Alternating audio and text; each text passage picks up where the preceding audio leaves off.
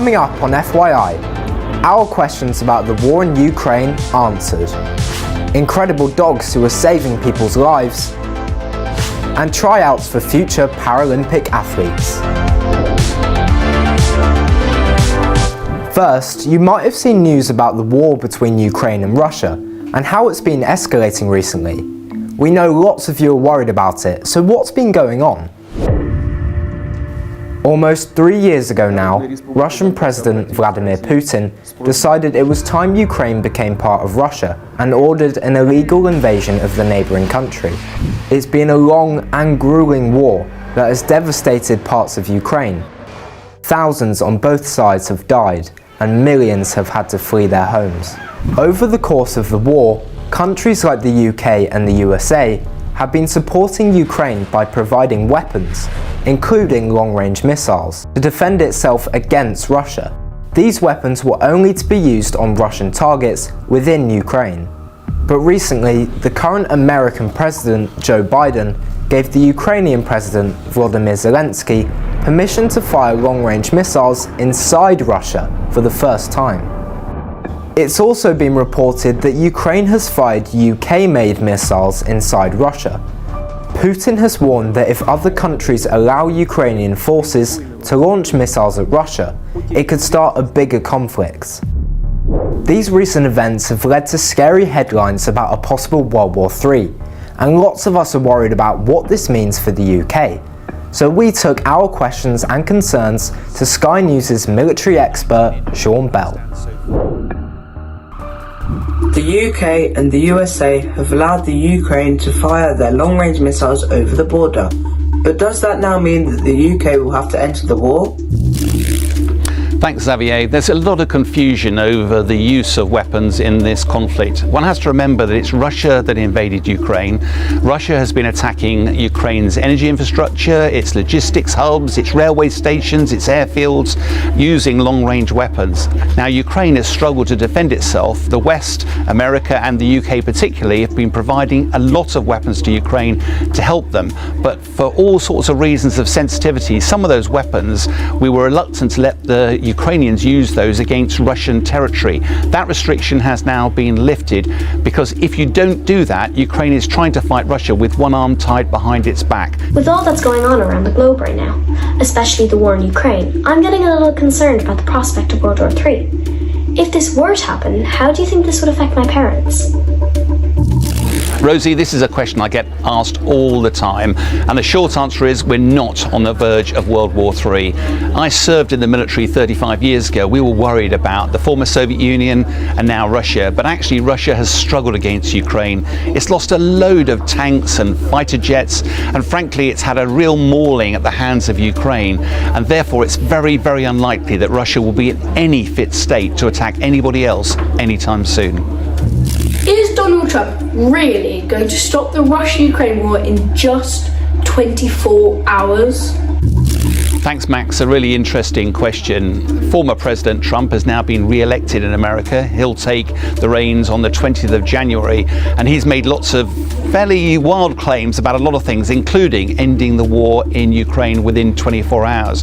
What's fascinating is the different approach he's seeking to take. The current President Biden, his approach has been that he doesn't want Ukraine to lose the war. What that means is supporting Ukraine for as long as the war takes. Whereas when President Trump takes over, his approach is very different. He wants to bring the war to an end. What does that mean? It means negotiating, and that almost certainly means that Ukraine will have to give up territory. That's the downside. The positive side, that it will potentially bring the war to an end. We'll have to wait and see. President Putin has warned that Russia could use nuclear weapons. Do you think that this would actually happen? Leo, this is an incredibly topical question. It worries everybody, not just children, it worries adults as well. The short answer is we're not about to have a nuclear confrontation. Nuclear weapons are incredibly powerful. They've been around for decades now. They're the ultimate deterrent to stop anybody attacking you. They're not to be used in the offense. There is no way Russia ever wants to start a nuclear war because there are no winners. I can reassure you, we're not on the brink of nuclear war. Remember, if you're ever worried about what you see on the news, talk to a trusted adult. We've also got more helpful advice on our website, first.news/FYI. Now, time to put your fake news finding skills to the test. What do you think about this next story? We saw reports that a 17-year-old in the USA has passed a law exam. That would mean they will become a qualified lawyer when they turn 18. But can you really be a teenage lawyer? We'll let you know later in the show. Now, did you know that if we're not feeling well, we smell different? Well, dogs do. Because of their incredible sense of smell, they can be trained to sniff out specific illnesses or medical conditions. Here's Maya with more info. Long considered man's best friend, dogs are more than just adorable pets. For a long time, they performed vital jobs, such as sheep herding and search and rescue. Now they're on the front line of medical treatment too. I've been learning a few ways they're performing vital tasks. Today, service and assistance dogs help to support young people with conditions like autism and epilepsy. And now they're helping diabetics as well. 9-year-old Thomas discovered he had type 1 diabetes 4 years ago. So, how hard was it to manage for you when you first got diagnosed? It was really scary because if I didn't have the right amount of injections per day, I could have died. It stopped me a lot from doing a lot of activities like football, going outside, playing with friends. It did make me feel quite sad that I had to stay indoors. Diabetes is a condition that means the body can't process sugar. Diabetics must take injections several times a day to regulate their blood sugar levels.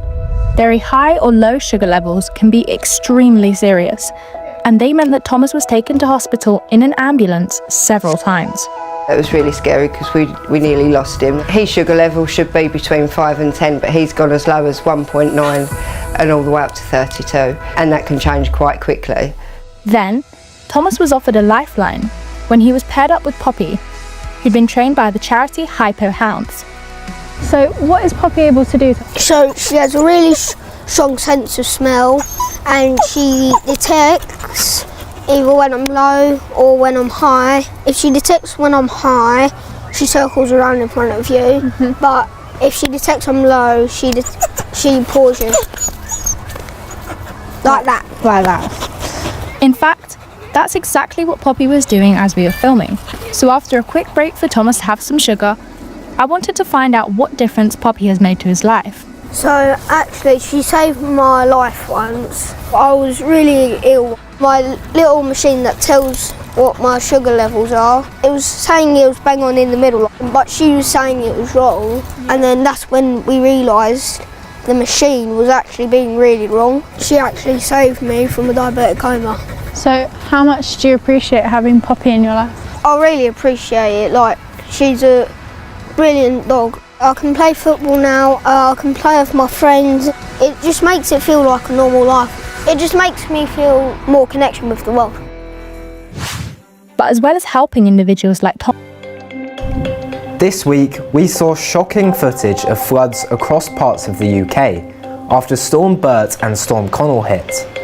Roads turned into rivers and hundreds of homes were left underwater, with many having to evacuate. If you've been affected by the storms, we want to hear from you. Get in touch at first.news/FYI. Over the summer, we were wowed by the amazing achievements of our Paralympic athletes in Paris. But who will be Great Britain's next Paralympians? I went to an event hosted by Paralympics GB, where young people can discover their sporting potential. Check it out. This is Paralympic Potential, where young disabled people can come and try their hand at a huge variety of Paralympic sports to see if they could be Great Britain's next gold medalists. And maybe I'm in with a shot. All the way to the finish, that's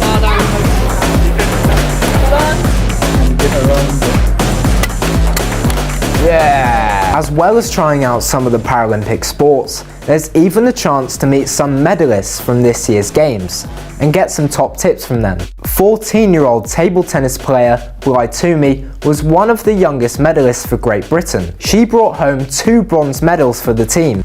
Did you ever think you'd be a Paralympian?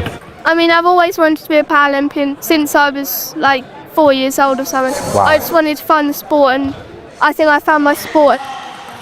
How do you think events like this will help potential athletes? It will help potential athletes, just young people, to get into the sport and find the sport they love. I'm keen to try out table tennis, but how will I do up against a Paralympian? Not going to get a point in here.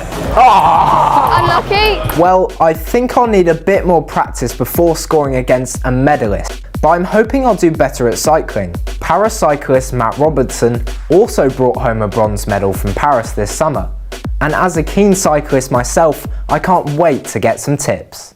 Obviously, you won a bronze at Paris, congratulations. I mean, how did it feel? It sounds weird saying it, but for the first time I felt like I belonged. The GBCT programme has Paralympic and Olympic champions in because we train alongside them, and so to win that medal made me feel like I was in the right place. What advice would you give to kids who want to be like you guys, who want to win medals? Try everything.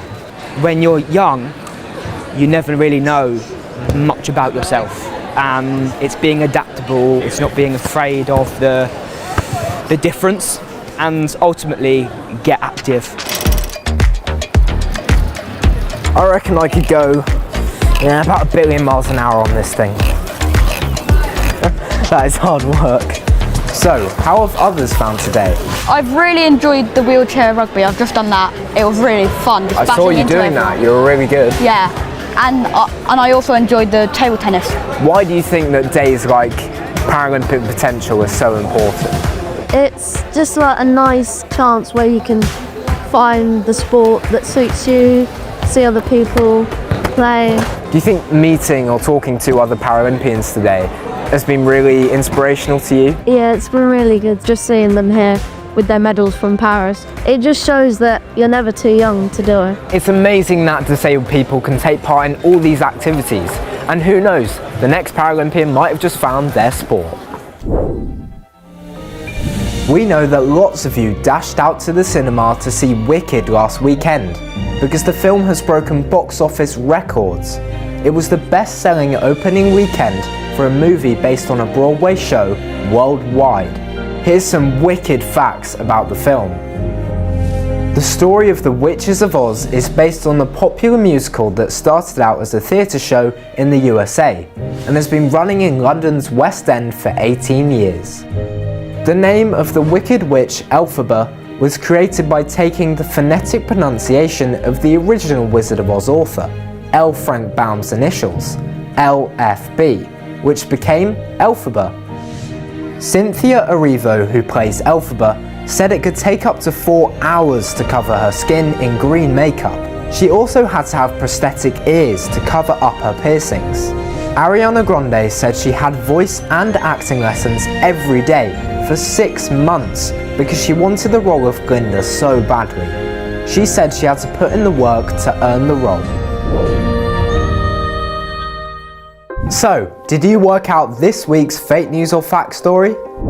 Reports that 17-year-old Sophia Park from the USA is on track for becoming a teenage lawyer is fact.